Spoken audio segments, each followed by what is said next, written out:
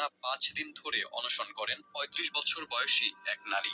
জানা গেছে, হঠাৎ করেই সেই নারী যুবক শাহাদাত হাসানের বাড়িতে উপস্থিত হন। এরপর তিনি দাবি করেন সামাজিক যোগাযোগ মাধ্যমে তাদের পরিচয় হয়েছে এবং দীর্ঘদিন ধরে তাদের মধ্যে প্রেমের সম্পর্ক রয়েছে।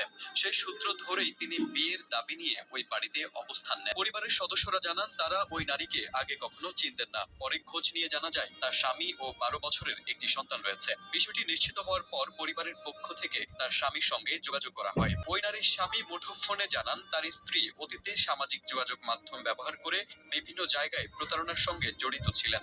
তিনি আরো জানান, তাদের মধ্যে কোনো আনুষ্ঠানিক বিবাহ বিচ্ছেদ হয়নি এবং এর আগেও তিনি একাধিকবার অন্যদের সঙ্গে চলে গিয়ে আবার ফিরে এসেছেন। বয়স হবে 25-35, আর শাহাদাতের বয়স মাত্র 25। তো এখানে একটা বিভিন্ন নারী কেমতে শাহাদাতের কাছে বিয়ে হইতেছে। তার ছেলে আছে, স্বামী আছে, ছেলেকে মাদ্রাসা পড়ে। এরকম কারণে জায়গা জায়গা আরো 2-3টা বিয়া হয়েছে। এরকম বলে স্বামী বিদেশ তো কইছে আমি আর এর না স্ত্রী চাই না। এই গলত ফাঁসি দেয়, শাহাদাতে কথা না খেলে গলত ফাঁসি দিয়ে ময়ে বিষ ময়ে ভয় দেয় করে। ভয় দেয় এ হুদাহুদি কাতারে ফোন দেয়, ভাইয়া আমার মাসে হুদাহুদি অভিনয় করে। ওনার ওনার হাজবেন্ডের কথা বলছে। উনি এরকম প্রতারক জায়গায় বিভিন্ন জায়গায় এরকম আর 3-4 জায়গায় এরকম গেছে। উনি উনি জায়গায় আনছে।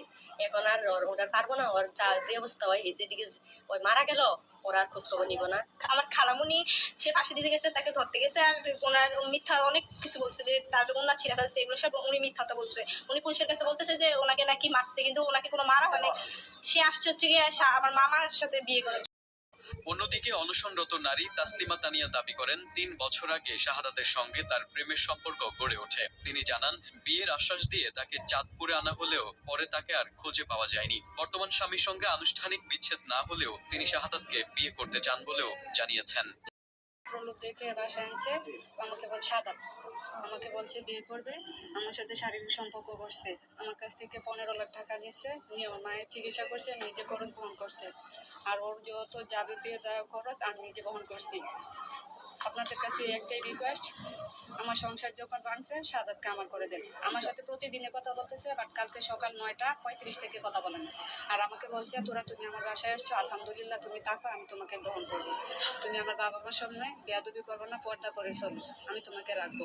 আমার ছেলে শাহাদাত, হ্যাঁ, তার বয়স হলো 25, মেয়ের বয়স 35। এই মেয়েটা আমরা চিনিও না, জানিও না। আমার বাসা কেউ ছিল না, আমি একা ছিলাম। আমার পরিবার ছিল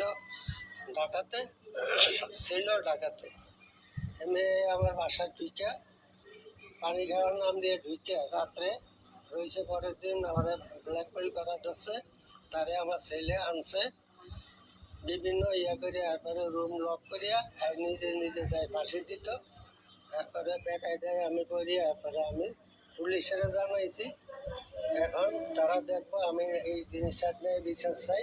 পরিস্থিতি জটিল হয়ে উঠলে বিষয়টি স্থানীয় গণ্যমান্য ব্যক্তিদের জানানো হয় এবং পরে চাঁদপুর মডেল থানায় অভিযোগ দায়ের করা হয়। পুলিশের সদস্যরা ঘটনাস্থলে গিয়ে ওই নারীকে বুঝিয়ে বাড়ি ফেরানোর উদ্যোগ নেন। প্রায় 5 দিন অনশন করার পর অবশেষে ওই নারী তার গাজীপুরের ঠিকানার উদ্দেশ্যে রওনা হন।